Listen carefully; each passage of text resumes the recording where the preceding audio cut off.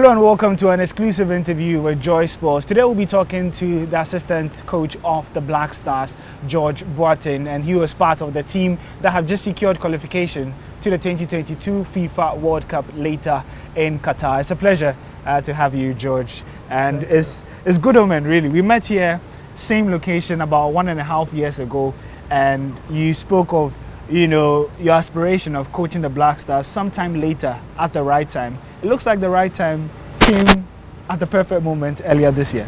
Yeah, I've always said that if my service is required to help the national team, I'm always available. But the reason why I said that is because obviously I'm still contracted to Aston Villa, and at the end of the day, I know that they always will dictate whether I'm allowed to do it or not. But the timing seems right. I think looking at the African Cup of Nations, I think the FA, the fans, the players felt that the time for a new change, new direction, and I'm delighted to be part of that new direction, new setup, the new technical team. I was really happy when I got the call, the message actually, from the president of the GFA, Mr. Owuraku. He said to me, like, you are part of this team. Otoado is going to be the head coach. The technical advisor will be Mr. Chris Hughton. Didi Damani will be assistant coach with yourself. But keep it for yourself, because obviously it's not out yet in the media. And I was like, sure, no problem. As soon as the conversation ended, within 30 minutes, it was already in the press. Typical. I was like, hey, the news travels fast. Yeah. Let's try and journey through the whole process. We'll come to the World Cup qualification, but after you're appointed, now the moment was getting closer. Decision day, game day. Let's start off with assembling the squad. Usually it's just two, you have a coach and assistant coach, but I'm assuming that all 4 technical members and perhaps even more were involved in putting this squad together. How was the process like, knowing that you are putting a squad together that have such a hefty task ahead of them? Yeah, I think the implications that occurred, not a lot of people will realize or think about how difficult and challenging it was, because you can imagine the head coach Otoado has a full-time job at Dortmund. I was full-time, still is, at Aston Villa. You had Chris Hughton, who was the technical advisor. Didi Damani is here also working full-time. We had Richard Kingston here also doing bits and pieces. So it was really tough, really challenging. So what happened a lot was that after our work in the UK and in Germany respectively, we then came together, always on Zoom. Sometimes it would run over, we would give ourselves 3 hours, but before we would realize it was like midnight. And then we would cut off the meeting, yet we were still messaging each other. What about this, what about that? So we end up sometimes sleeping at 1 a.m. Since the end of January, we've all been working really hard, making the program, the travel, the training times, the schedule. So we were not sleeping actually, because of us having a daytime job. Everything that we were doing was afterwards. But it was fantastic looking back, the way we've done it, how we did it. The team, we divided the jobs and the roles. Our blessing was that Didi and Richard Kingston were already here. So they took part of all the groundwork here, i.e. Cape Coast initially. Do we have balls, bibs, cones? What about the pitch? What about the time? Do we have removable goals? So Didi and Richard were all taking care of the local stuff, and Otto and me and Chris were taking part of the foreign stuff. So all the players abroad, are we speaking to them? Are we going to watch them? We saw that the Nigerians were putting out posts about going to visit Arsenal. Yeah. And then we got loads of messages from Ghana saying, oh, why are they not going to watch the players? Why are they not taking pictures with them? But we chose to rather focus on the job and do the job rather than letting the world know that we are doing the job. I.e., we watch games. Chris Hughton went to a few games. I went to a few games. Otto drove once from Dortmund all the way to watch AS Roma play, and then to watch Felix. He took pictures with Jose, but those pictures were never brought out. They were with us because we chose not to show the outside. Look what we are doing. We actually were building towards the end goal. What do we want? We want to qualify. We don't want to share our day-to-day things with the media, with the fans, because that's not the end goal. The end goal is to qualify. So if we've watched Felix Afenyan, it doesn't mean that I have to tell the world. As long as the technical staff is aware. So how did he play, right? How did he do? How was his body language? How was his movement? What did Jose Mourinho say about him? Unfortunately, Antoine Semenjon did not make it, got injured on the last day. But I spoke to the manager. I wanted to go and watch. Chris Hughton went to Crystal Palace, watched them a few times. We went to watch Leicester, but we never brought it out. So there's a lot of work that were done behind scenes that the public didn't know. Normally we as staff, we set up the warm-up before the boys come out. And when we go almost like an hour before kickoff. And normally when you are out, there's like a quarter of the stadium full. The max you get is 50% full. But in Nigeria, when we walked out, I think there were already 60,000 in the stadium. And I walked in and I was like, wow, tonight we are literally in a lion's cage. And only those that are mentally strong and have calm hearts will be able to play in this arena. 3 substitutions at halftime. What informed that decision?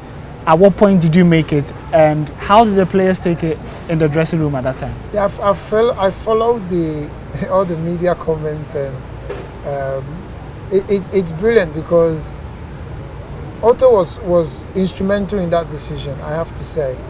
Because Otto, since 1st of February, said when we had the initial meeting, said, okay, the first game we can play 4-3-3.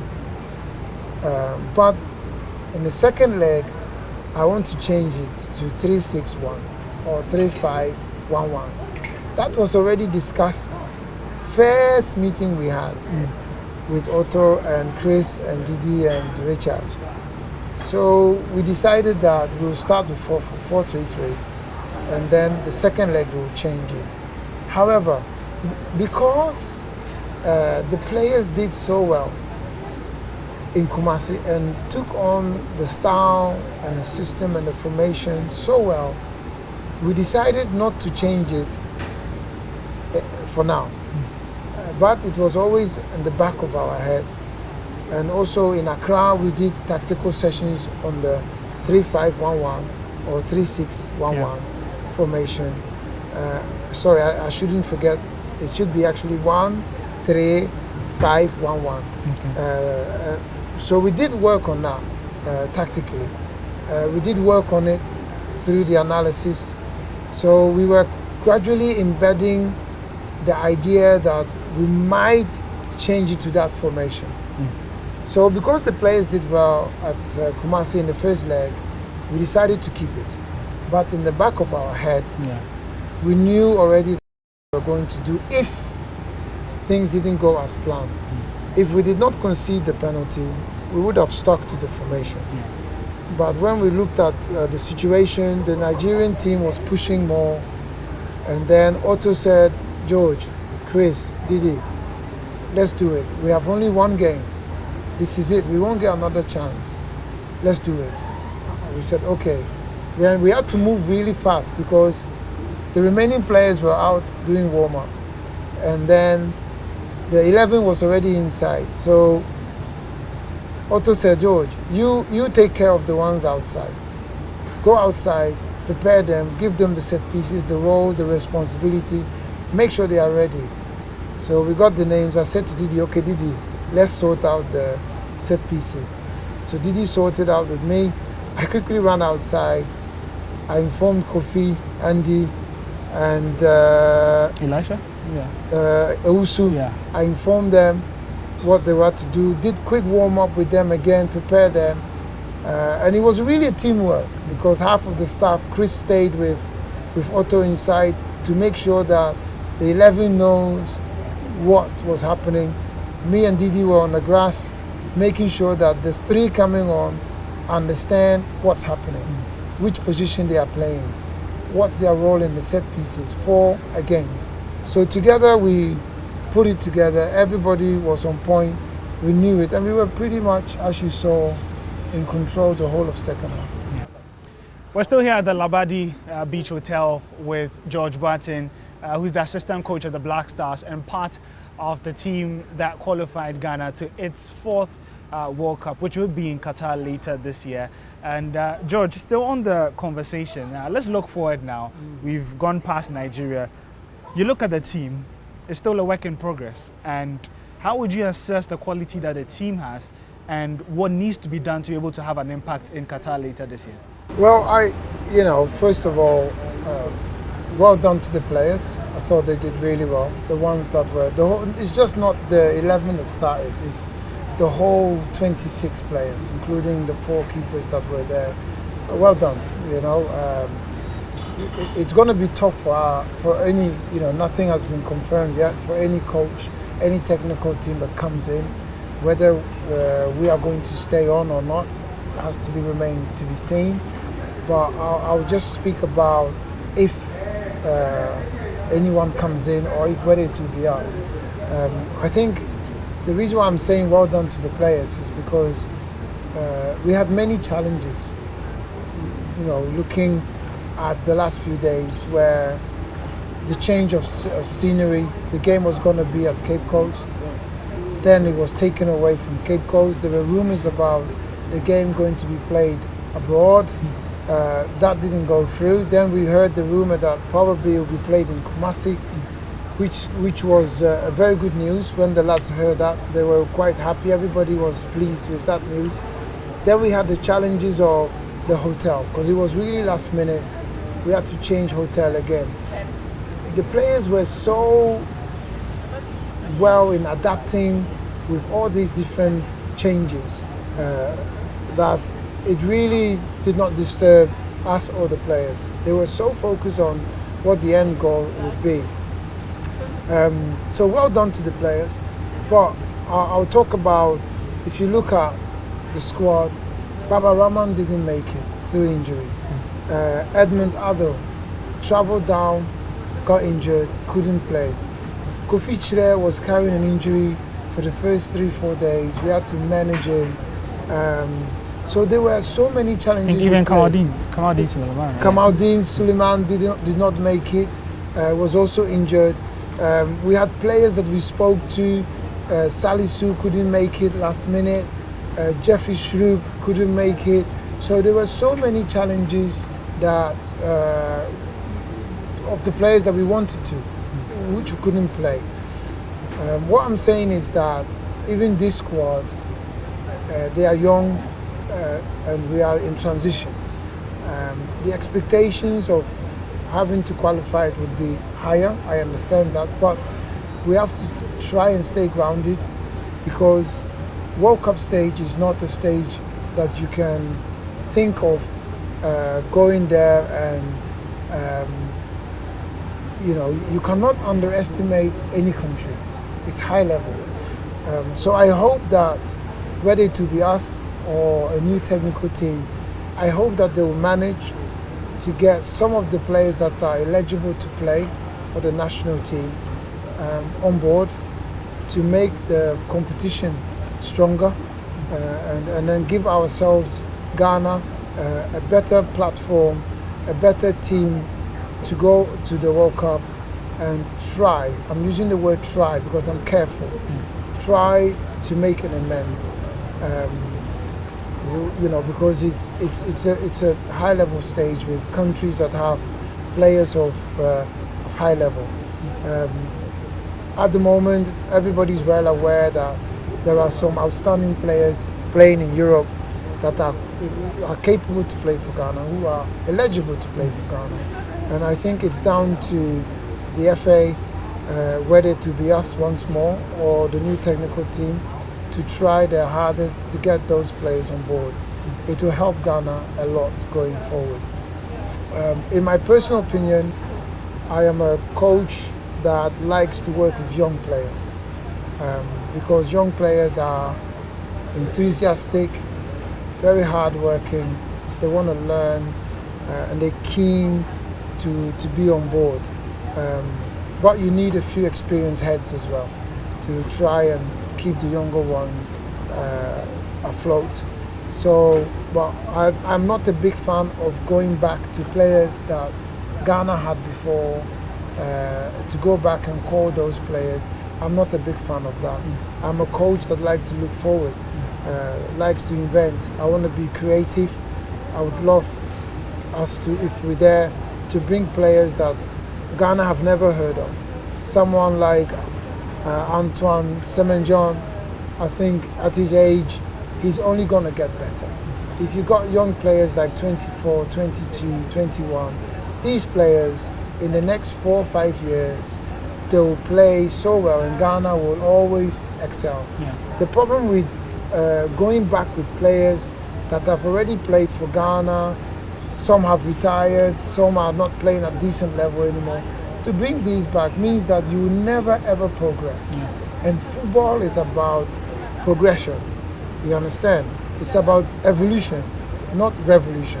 You have to always look forward to try and bring something new to the table that will sustain. If you look at the countries that are doing well currently, we take England.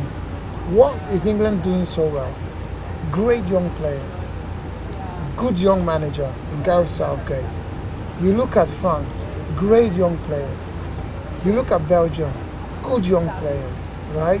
These are squads that are assembled for the future, and you can build on that.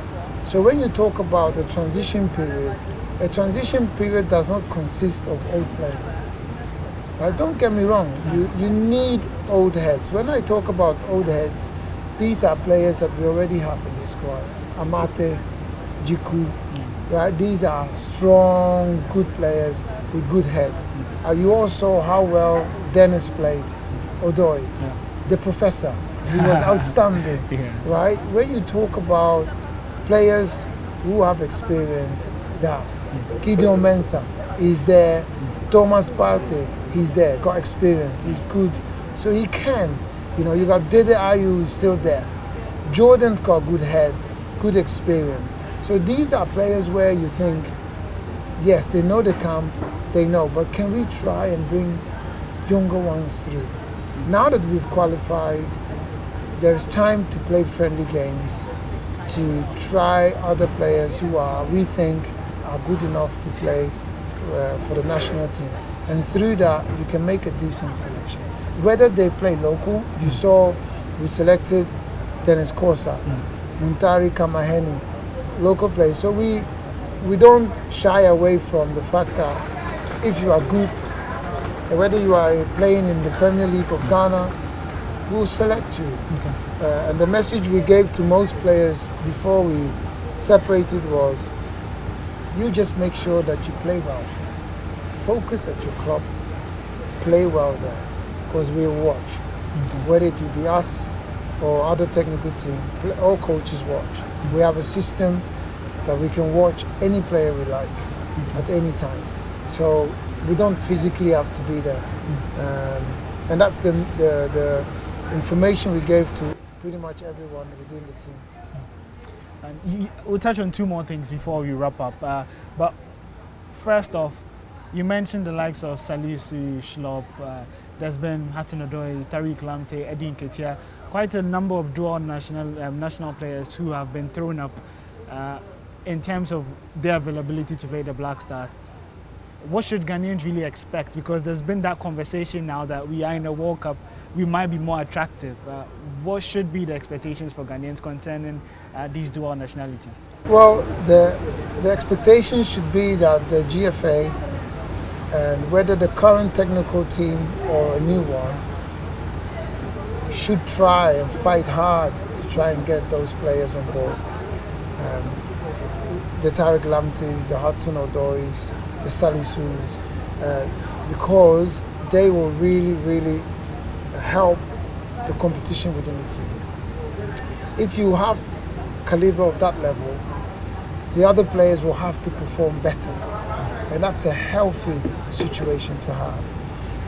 So that should be the expectations for the nation, that the FA and the new or current technical staff will have to fight hard, whatever it's possible, whether they have to fly personally there to meet the player or to speak to the agents, the parents, the coaches, the clubs that they work for, whatever they need to do, they have to.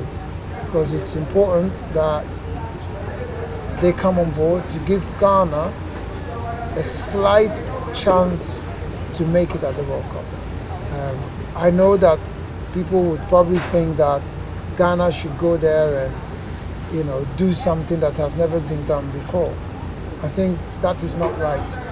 I think we should stay grounded.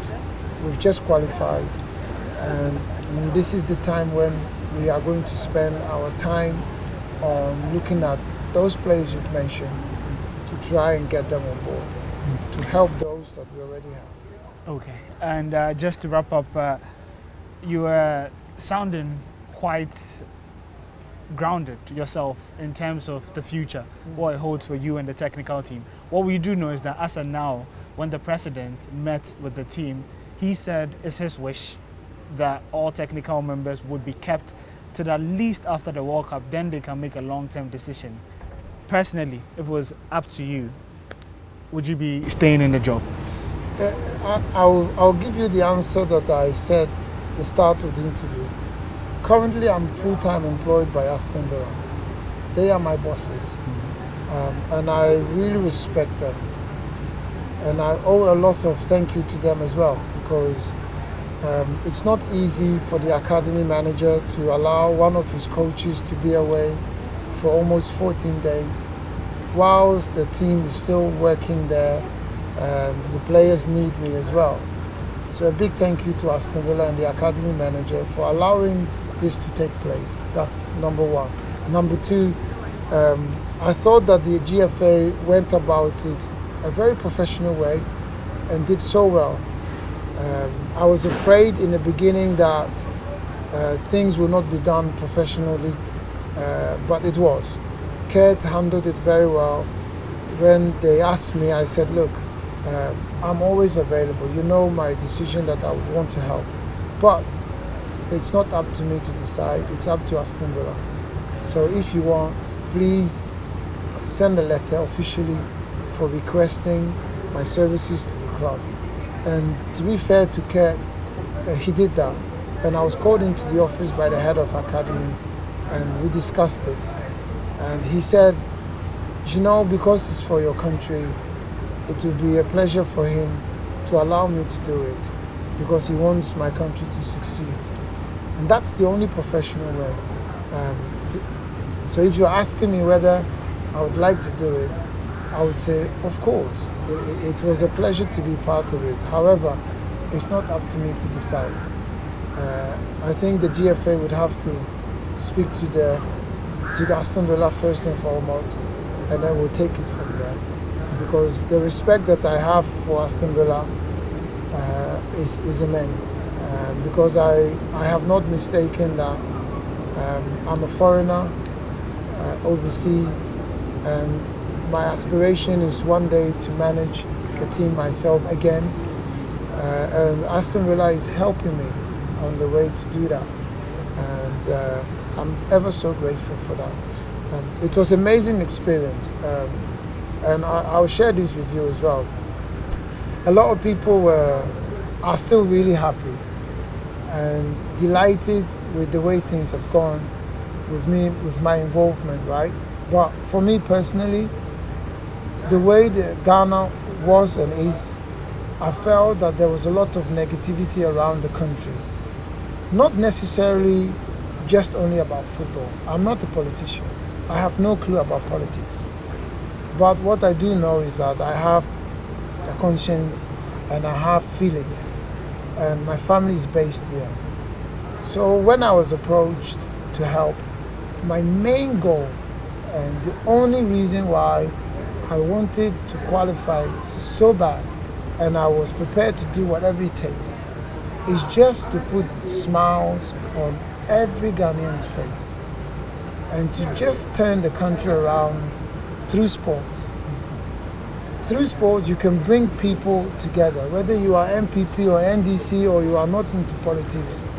Sports can bring people together, and through that way, you can also socialize happily together and do business together, play sports together, go to school together, go to restaurants together, all through sports. And that was my biggest aim for the nation, to qualify, to try and bring happiness to the people of Ghana, so that the cheer and the happiness will turn all the negativity around the country, that people will really be buzzing and happy to go outside, happy to also see the Black Stars playing, and happy to follow the Black Stars team and be proud of their players. Because there was so many negativity around the players that I was hearing, oh, but they don't try hard enough, they don't do this, it's always about money. But as you've seen, there was no issue about money since I've come on board. There was no issue about spirit, attitude, character, players fighting hard. It's because we've tried to change the tide, and the tide was negative. And now the future looks bright for Ghana, not only football, but the whole nation. I've spoken to elderly people, young children, teenagers, men, grown men, granddads, uncles, aunties. Everybody within the country is overjoyed and talking about the Black Stars games. And this was my biggest achievement for me. Forget money, forget, even the World Cup. We can't forget it because it's there, but it's secondary. Yeah. For me, that was the key. The most satisfaction that I could get was just to achieve that, only that. And I'm so happy that from now until the World Cup takes place, I'm sure the nation will be in a much positive outlook, looking at their businesses, their family members, and anything they would undertake, that they will undertake it in a much better, positive mindset than before these two games against them. All right, thank you very much, George. You definitely did put a smile on my face, and we appreciate all your work for the Black Stars as well. Hopefully, you guys will still be in charge heading into the World Cup. We'll see. Thank you.